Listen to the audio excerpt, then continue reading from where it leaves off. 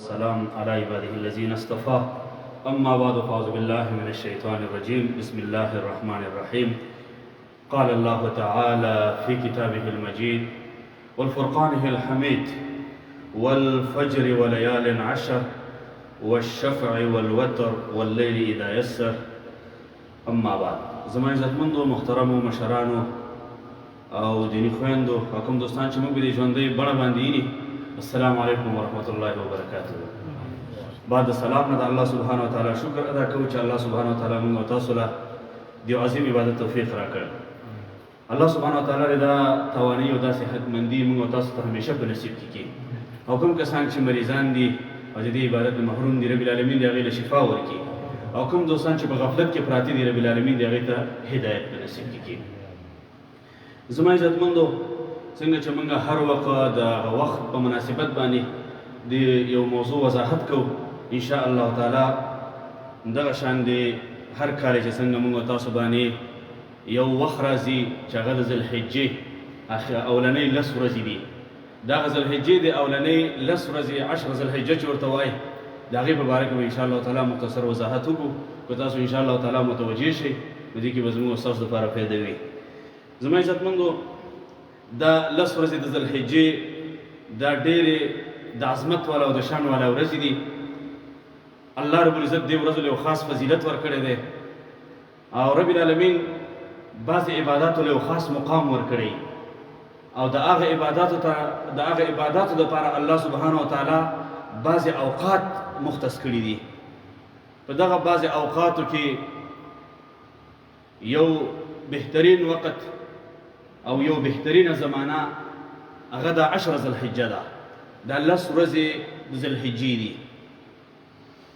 د ماه ذوالحجې اولنۍ 10 ورځې په حدیث کې د دې 10 ورځو ډېر زیات فضیلت بیان شوی دی او انشاء الله تعالی دا 10 ورځې د ذوالحجې موږ او تاسو به یو چند روز بعد په هغې کې شامل شو. یو څو ورځې پس به موږ او تاسو د ذوالحجې په مبارکه میاشت کې ورداخل شو. نو د هغې نه مخکې چې موږ او تاسو په هغې کې ورداخلېږو چې موږ او تاسو به د دې میاشتې په فضیلت او د دې 10 ورځو په اهمیت باندې د دې بعضې اعمال په هغې باندې موږ پوه شو. الله سبحانه وتعالی دې ورځ له ډېر زیات فضیلت ورکړی دی. انشاء الله تعالی دا 10 ورځې به د دې پنجشنبې راتلونکې پنجشنبه به انشاء الله تعالی ول د ذوالحجې وي او چهارشنبه به اخر د ذوالقعدې وي. نو پنجشنبې د ورځ نه انشاء الله تعالی ول د ذوالحجې شروع کېږي او دا ورځې په دې تمام کال کې بهترین او افضل ترین ورځې دي. زما عزتمندو دا هغه ورځې دي کله چې موسی علیه السلام تورې سینا ته ورسېد هلته لاړې نو الله سبحانه وتعالی ورته امر وکړ چې ای زما پیغمبره روزې ونیسه. نو موسی علیه السلام د الله په امر باندې 10 روزې ونیولې. هغه روزې کومه میاشت وه؟ هغه همدا میاشت وه د ذوالقعدې میاشت وه. دا اوس چې په موږ او تاسو باندې کومه میاشت شروع ده. موسی علیه السلام د ذوالقعدې تمامې روزې ونیولې، یو میاشت روزې ونیولې. د هغې نه بعد چې کله دا روزې پوره شوې نو موسی علیه السلام مسواک وکړ. چې کله مسواک وکړ نو الله سبحانه وتعالی ورته وفرمیل چې ای زما پیغمبره تا ته معلومات نشته دی چې د روزهدار د خولې وږم کله چې هغه د خالي معدې په وجه باندې پیدا کېږي دا الله سبحانه وتعالی ته د مشکو په شانتې مقبول او خوښ وي. تا ولې هغه ضایع کړه؟ ولې د هغه ضایع کړه؟ د الله سره د هم کلام کېدو نه مخکې ته هغه ضایع کړه. نو الله سبحانه وتعالی موسی علیه السلام ته وفرمیل چې نورې 10 روزې ونیسه. نو موسی علیه السلام د الله په امر باندې نورې 10 روزې ونیولې چې هغه 10 روزې هغه د ذوالحجې دا 10 روزې وي دی ونیولې.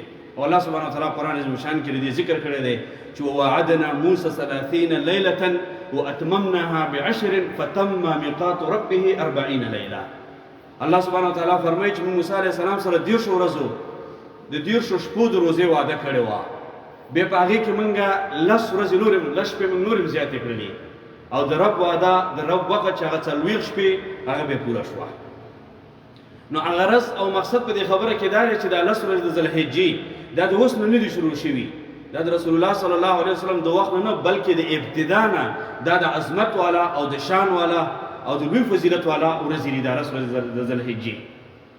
بیا زما عزتمندو د هر یو عمل په هر وخت کې یو عمل کېږي. موږ تاسو باندې یو وخت راشي په هغه وخت کې موږ تاسو کوم عمل کوو میاشت د رمضان راشي په هغې کې موږ تاسو روژې نیسو دغه شانې وخت په موږ تاسو باندې راشي په هغې کې موږ قرباني کوو د عید الاضحا هر کله چې عید الاضحا ورځ راځي په هغې کې موږ قرباني کوو ذبح کوو دغه شان په موږ تاسو باندې وخت راځي کله چې انسان مالی جاني طاقت ولري نو هغه د حج د بیت الله په هغه باندې لازم شوی وي حج ورباندې فرض شوی وي هغه حج د بیت الله ادا کوو موږ تاسو باندې وخت راځي چې انسان کله مالی طاقت ولري نو هغه زکات ورکوي دغه شانې وخت په موږ تاسو باندې راشي چې هغه وخت کې تهجد وخت وي انسان په هغه وخت کې راپاڅېږي او تهجد وکړي نو د هر وخت کې یو عمل کیږي نو دا 10 ورځې د ذوالحجې چې دي دا د دې تمامو اعمالو مجموعه ده په دې کې حج هم کیږي قرباني هم پکې کیږي د عید الاضحا لمونځ هم پکې کیږي روزه هم پکې نیول کیږي د عرفې دغه شانتې صدقه او صدقات هم پکې ورکول کیږي نو تمام نیک اعمال تمام لوی اعمال چې د 10 ذوالحجې چې دا 10 ورځې کې الله سبحانه وتعالی دا په هغې کې راجمع کړي دي او دا 10 ورځې د تمامو عباداتو مجموعه ده بیا الله سبحانه وتعالی فرمایي چې کومې 12 میاشتې ما مقرر کړي دي په هغه 12 میاشتو کې دا 4 میاشتې د حرمت والا او د ادب والا میاشتې دي منها 4 حرم 4 میاشتې د ادب او د حرمت والا دي چې د هغه میاشتو د ادب او د احترام په خاطر په هغې کې جنگ جدل نه کول په هغې کې ظلم او زیاتۍ نه کول په هغې کې د ګناه نه ځان ساتل او په هغې کې د خیر کارونه کول هغه د ادب او د احترام میاشتې کومې دي چې الله سبحانه وتعالی فرمایي چې منها 4 حرم هغې کې اوله میاشت ادب او د احترام هغه د ذوالقعدې میاشت ده دا اوس چې موږ تاسو باندې کومه روانه ده او بله د ادب او د احترام میاشت هغه چې په موږ تاسو باندې کومه را روان ده چې چند روز به انشاءالله تعالی موږ تاسو په هغې کې داخل شو چې هغه د ذوالحجې میاشت ده او په هغې کې بله میاشت د ادب او د احترام هغه د محرم میاشت ده محرم د اسلامي کال اوله میاشت ده دغه شان په هغې کې بله د ادب او د احترام میاشت هغه د رجب میاشت چې په دې مابین کې راځي نو دا 4 میاشتې د ادب او د احترام میاشتې دي او د دې ادب او احترام کول دا په موږ او تاسو باندې لازم دي چې د دې ادب او احترام وکړو په دې کې خیر کارونه زیات وکړو او په دې کې د ګناه نه ځان بچ کړو او د دې میاشتې ادب او احترام وکړو بیا دې ادب او د احترام میاشتو کې یوه میاشت چې دا اوس په موږ او تاسو باندې راتلونکې ده چند روز بعد انشاءالله تعالی چې هغې ته ذوالحجه وایي دې میاشت ته ولې ذوالحجه وایي په دې خاطر باندې چې په دې کې حج ادا کیږي یعنی د حج میاشت ذوالحجه یعنی د حج میاشت نو دغه د دې بیا د 10 ورځې دې له الله سبحانه وتعالی ډېر فضیلت ورکړی دی او دې ته 10 ذوالحجه ویل کیږي دې 10 ورځو له الله سبحانه وتعالی په یو څو وجو فضیلت ورکړی دی ولې الله فضیلت ورکړی دی ولې دومره خاص ده چې په حدیثو کې هم د دې فضیلت بیان شوی دی او بیا په قرآن کې هم د دې ذکر راغلی دی د 10 ورځې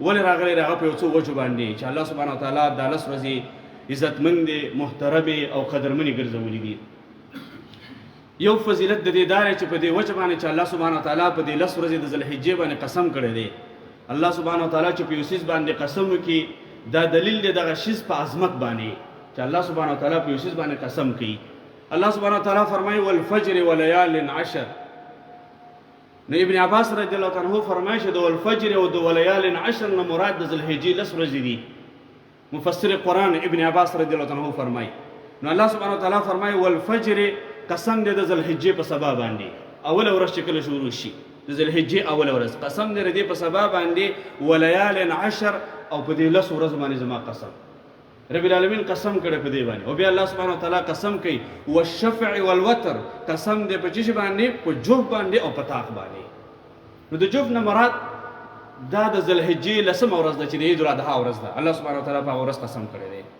او د طاق نه مراد د ذوالحجې 9 ورځ ده چې د عرفې ورځ ده نو الله سبحانه وتعالی په دې ورځ باندې قسم کړی نو دې 10 ورځې د ذوالحجې چې الله سبحانه وتعالی فضیلت ورکړی دی او د افضل ترین ورځې ګرځولې دي د وجه نه چې رب العالمین په دې باندې قسم کړی دی د دې د وجه نه بل فضیلت چې الله سبحانه وتعالی د ورځو ورکړی دی په څه وجه ورکړی دی په دې وجه ورکړی دی چې هغه الله سبحانه وتعالی فرمایي چې دا معلومي او د شمار ورځې دي قرآن کې الله سبحانه وتعالی فرمایي واذكروا اسم الله في ايام معلومات خپل رب یاد کړئ د خپل رب ذکر وکړئ په هغه معلومو ورځو کې هغه د شمار په ورځو کې نو هغه معلومي ورځې او هغه د شمار ورځې کومې دي ابن عباس رضی الله عنه فرمایي چې هغه د ذوالحجې د 10 ورځې دي کومې چې په موږ او تاسو باندې راتلونکي دي الله سبحانه وتعالی فرمایي واذكروا اسم الله في ايام معلومات په دې ورځو کې خپل رب یاد کړئ د رب ذکر وکړئ په هغه معلومو د شمار ورځو کې نو ځکه دا ورځې معتبرې دي چې الله سبحانه وتعالی دې ته د شمار ورځې او معلومې ورځې ویلي دي. بل فضیلت الله سبحانه وتعالی په دې وجه ورکړی دی چې دا ورځې باندې امام الانبیاء علیه السلام شاهدي ورکړې ده. امام الانبیاء علیه السلام فرمای افضل ایام الدنیا العشر، د دنیا پر تمام ورځو کې بهترین ورځې او افضل ورځې هغه د لس ورځې د ذوالحجې دي. رسول الله صلی الله علیه وسلم فرمای. او بل حدیث کې رسول الله صلی الله علیه وسلم فرمای ما من ایام العمل الصالح فيها احب الى الله يعني من هذه الايام يعني ايام العشر، من هذه الايام يعني ايام العشر. رسول الله صلی الله علیه وسلم فرمای چې په دې تمام ورځو کې الله سبحانه وتعالی ته چې عمل ډیر زیات محبوب وي، الله سبحانه وتعالی ته عمل ډیر زیات نږدې وي، قریب وي، الله سبحانه وتعالی ته هغه ډیر عزتمن وي، هغه په دې لس ورځو کې وي، داسې په نور ورځو کې نه وي لکه څنګه چې په دې لس ورځو کې وي. څنګه چې په دې لس ورځو د ذوالحجې کې الله سبحانه وتعالی ته ستا عمل نزدیک او قریب وي، داسې په نور ورځو کې نه وي. یو صحابي عرض وکړ چې یا رسول الله الجهاد فی سبیل الله، یا رسول الله د جهاد فی سبیل الله نه هم په دې ورځو کې د نیک عمل انسان الله ته ډیر قریب دی او نږدې دی او الله سبحانه وتعالی ته عزتمن او مکرم دی. رسول الله صلی الله علیه وسلم ته فرمایي چې ولل جهاد فی سبیل الله، د جهاد فی سبیل الله نه هم په دې لس ورځو کې چې څوک یو نیک عمل وکړي، د خیر عمل دی وکړه، صدقه دی وکړه، مونځ دی وکړه، په دې لس ورځو کې چې انسان د ورځې 3 سپارې وي قرآن هم پکې خلاصولی شي.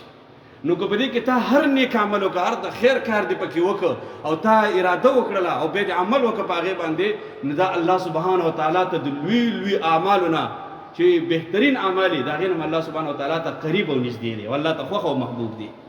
نو ځکه دې ورځو له الله سبحانه وتعالی فضیلت ورکړی دی چې په دې کې زما او ستا هر نیک عمل د الله سبحانه وتعالی ته ډېر قریب وي او نږدې وي او ته مقبول وي.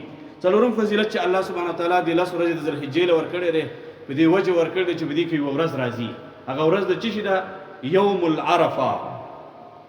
د عرفې ورځ پکې راځي چې هغه کومه ورځ ده؟ یوم المغفره، چې هغه د مغفرت او د بخشش ورځ ده.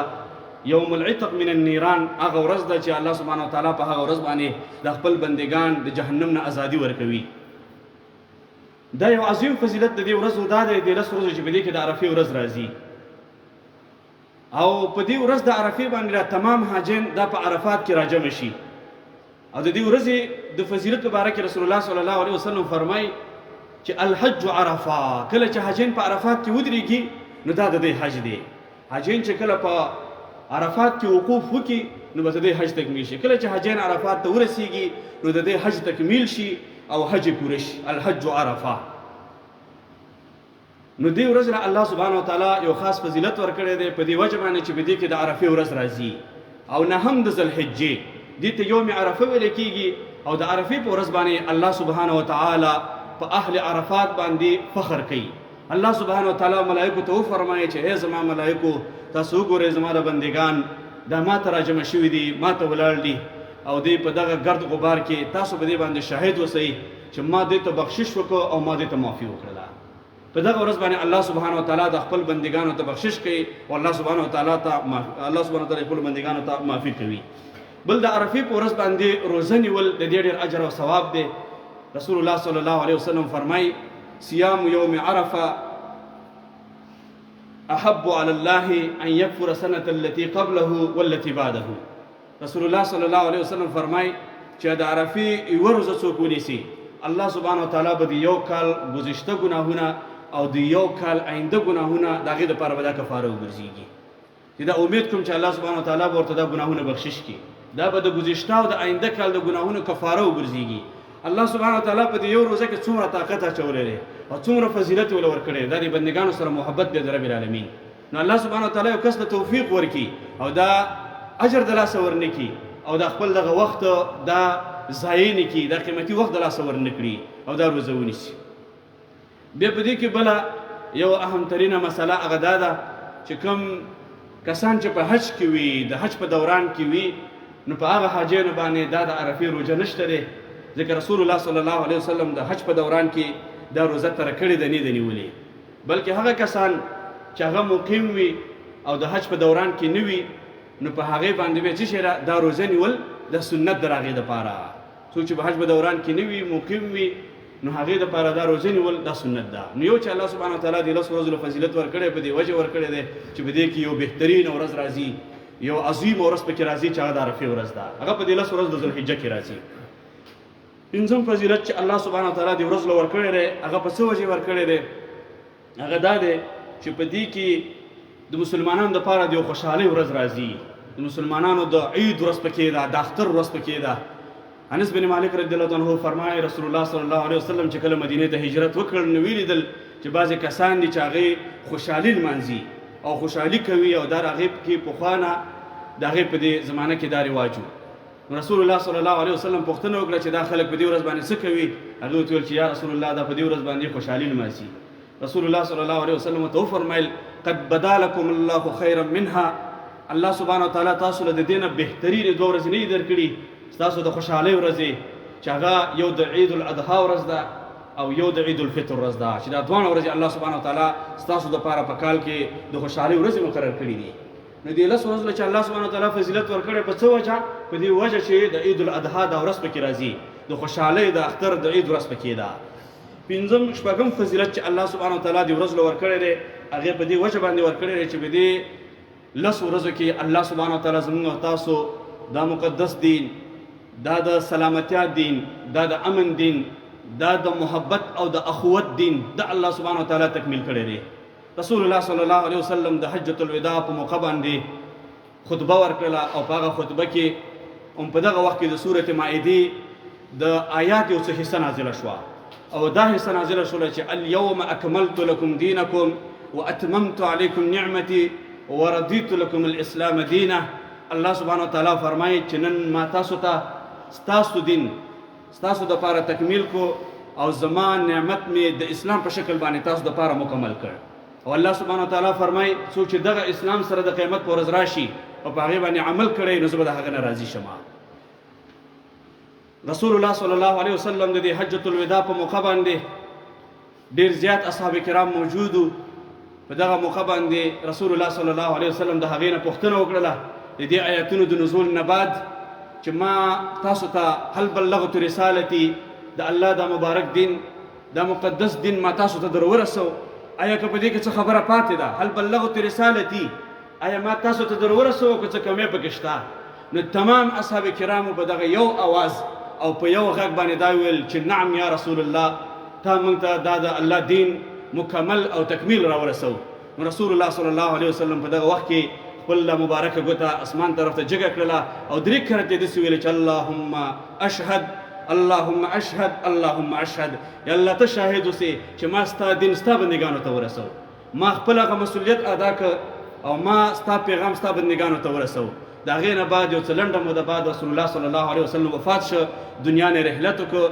نو دا خبره دا د دې خبرې ثبوت دی، دا د دې خبرې دلیل دی چې رسول الله صلی الله علیه وسلم د دومره لا تعداد اصحاب کرامو په مابین کې دا خبره وکړله. هغې ټولو په یو اواز سره ویل چې یا رسول الله تا موږ ته دا دین رسولی دی. نو اوس په دې کې د دې خبرې ګنجایش نه پیدا کېږي چې په دې دین کې یو څه نیمګړي پاتې شوي دي، په دې دین کې موږ یو نوي څه راولو او په دې کې یو نوی څه ایجاد کړو، ځکه چې دا دین مکمل دین دی. الله سبحانه وتعالی فرمایي اليوم اکملت لکم دینکم، موږ ستاسو دا دین مکمل کړی دی. به زما عزتمنو چې الله سبحانه وتعالی د 10 ورځې د ذوالحجې له فضیلت ورکړی دی، نو یوه وجه څه شوه هغه دا وه چې زموږ او ستاسو دا د سلامتیا دین، دا د امن او د محبت دین او دا د اخوت دین پکې الله سبحانه وتعالی تکمیل کړی دی. اووم فضیلت چې الله سبحانه وتعالی د 10 ورځې د ذوالحجې له ورکړی په څه وجې ورکړی دی؟ هغه دا چې په دې کې یوه ورځ راځي په دې 10 ورځو کې چې یوم النحر ورته وایي، د قربانۍ ورځ پکې راځي، یعنی په هغه ورځ باندې د ذبح ورځ پکې راځي. قرباني دا په هر ذي سعه او په هر صاحب استطاعت باندې واجب ده. رسول الله صلی الله علیه وسلم فرمایي اعظم ایام عند الله یوم النحر، الله سبحانه وتعالی ته په تمام ورځو کې بهترین ورځ هغه کوم ورځ ده په کوم ورځ چې مسلمانان د الله دپاره قرباني کوي او د الله دپاره ذبح کوي. به قرباني دا په هر نارینه او په هر زنانه صاحب استطاعت په هغه باندې چې دا واجب ده. څوک چې وسع او توان او طاقت ولري په هغه باندې قرباني واجب ده.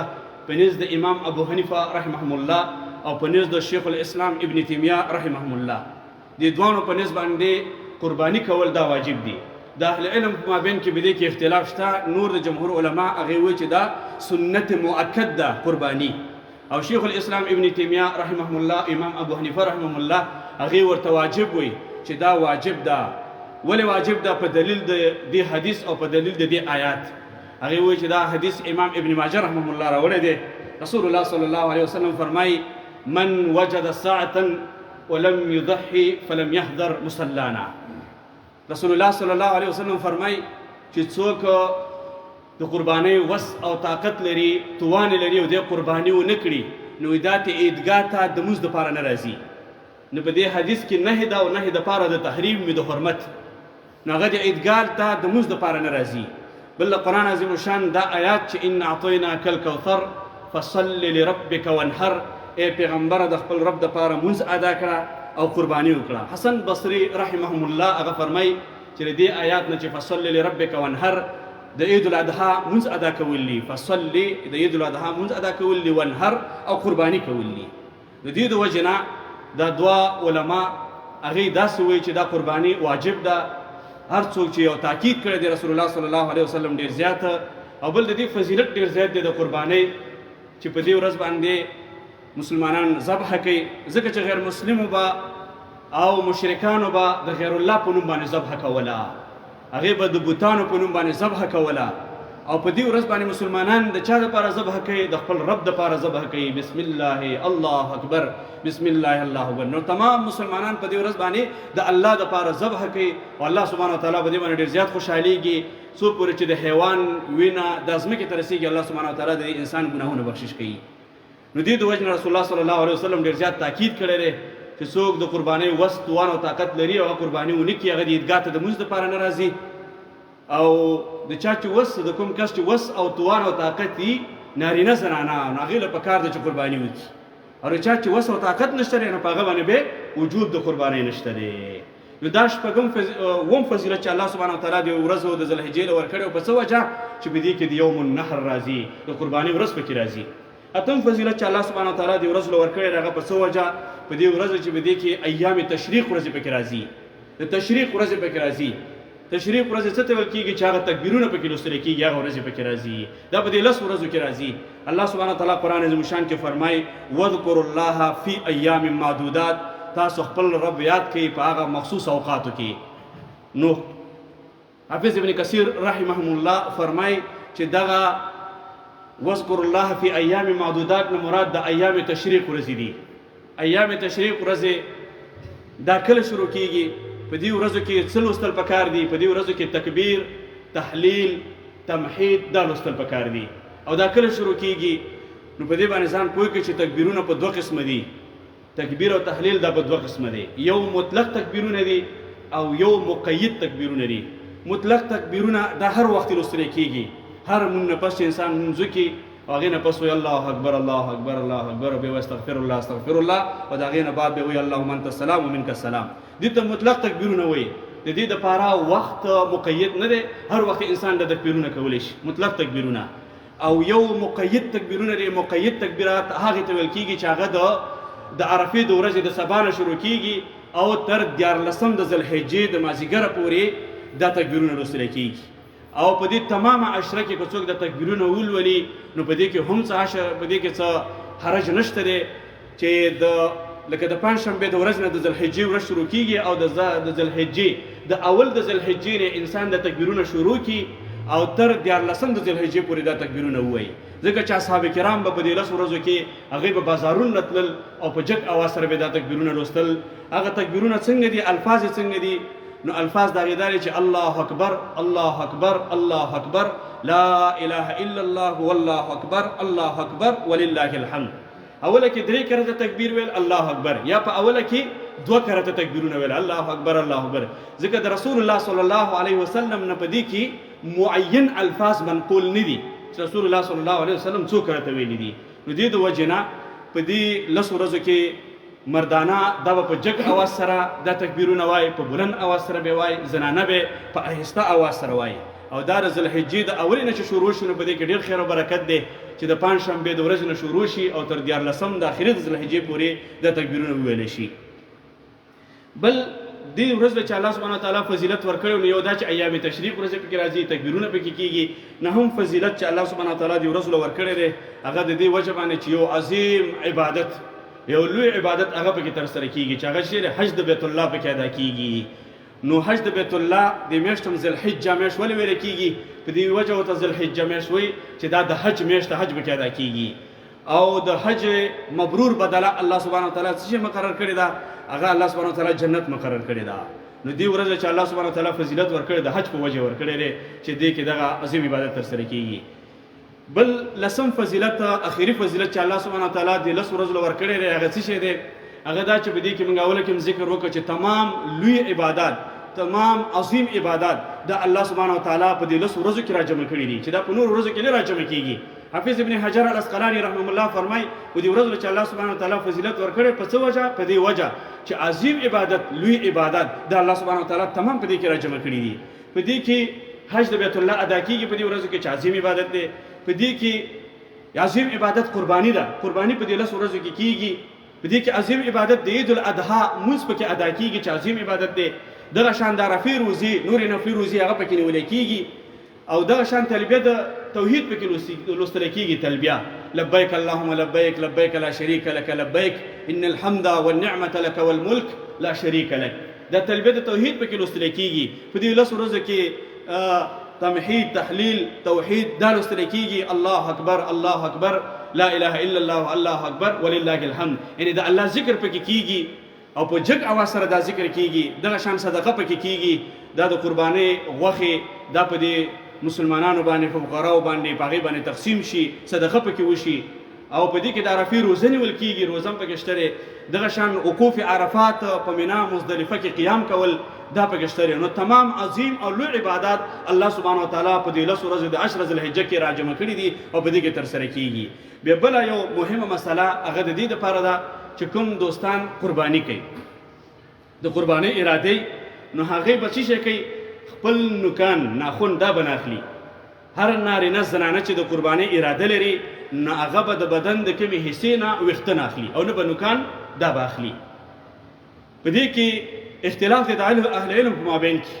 امام ابو حنیفه رحمه الله او امام مالک رحمه الله فرمایي چې دا نوکان دا نه اخستل، ویښتان نه اخستل دا مستحب دي. او څوک چې دا نوکان واخلي او ویښتان واخلي دا مکروه دي، هغې ورته مکروه وایي. لیکن امام حنبل رحمه الله او نور علما هغې ورته واجب وایي چې څوک د عید الاضحی د قربانۍ اراده لري نو هغه د خپل نوکان ویښتان دا دې نه اخلي. ولې دې نه اخلي؟ هغه وایي چې دا حدیث کې نهي راغلی ده. د ام سلمه رضی الله تعالی عنها روایت دی او دا امام مسلم رحمه الله دا حدیث راوړی دی. رسول الله صلی الله علیه وسلم فرمایي اذا رأيتم حلال ذي الحجه او اراد احدكم الاضحيه ولا اخذ من شعره ولا من اسفاره. رسول الله صلی الله علیه وسلم فرمایي تاسو کې څوک د قربانۍ اراده لري نو هغه د ذوالحجې میاشت چې کله وویني نو هغه د خپل نوکان، خپل ویښتان دا دې نه اخلي. نو دلته په دې حدیث کې نهي د مخکې موږ ویل او نهي د تحریم دپاره ولا اخذ من شعره ولا من اسفاره، هغه د خپل نوکان ویښتان نه اخلي څوک چې قرباني کوي. نو ځکه امام احمد بن حنبل رحمه الله اره دې قایل دی چې دا واجب دي چې مسلمانان کله قرباني کوي نو هغه خپل نوکان ویښتان وانخلي، بلکې هغه د دم هم قایل دی که څوک د قربانۍ اراده لري او هغه خپل نوکان ویښتان واخیستل په ده باندې دم هم لازمیږي، فدیه به ورکوي، هغه د دم هم قایل دی. او د دې د وجوب دپاره دا حدیث پیش کوي چې په حدیث کې نهي ده او تحریم دی. بل په دې کې یو څو حکمتونه هم دي. یو دا چې رسول الله صلی الله علیه وسلم له یو صحابي راغلی او د عدم استطاعت فریاد یې وکړو چې یا رسول الله زما استطاعت نشته دی، طاقت مې نشته چې قرباني وکړم. رسول الله صلی الله علیه وسلم ورته وفرمیل چې ته یو کار وکړه، ته د چې څنګه 10 ذوالحجه شروع کېږي نو ته خپل نوکان ویښتان مه اخله. که الله تعالی دې 10 ورځو کې توفیق درکړه ته به قرباني وکړي او که توفیق درله در نه راغی نو بیا داسې کار وکړه چې کله خلک تمام مسلمانان قرباني وکړي په هغه وخت کې ته خپل نوکان او ویښتان واخله نو الله سبحانه وتعالی به تعالی د قربانۍ اجر درکړي. نو د کوم کس چې وس او توفیق نشته دی د هغې دپاره دا حکم دی چې هغې څه شی وکړي؟ خپل نوکان او ویښتان پرېږدي او د نورو مسلمانانو په شان چې کله قرباني وشي هغې خپل نوکان او ویښتان واخلي. بیا په دې کې بل حکمت دا دی چې په انسان کې عاجزي را پیدا شي. انسان همیشه په ډول او په سنگار کې مصروف وي. نو دې د وجې نه دا 10 ورځې انسان خپل ویښتان او خپل نوکان وانخلي، نو په انسان کې یو قسم عاجزي را پیدا شي. بل حکمت پکې دا دی چې انسان د خپل ځان قرباني ورکړي، د جان قرباني ورکړي.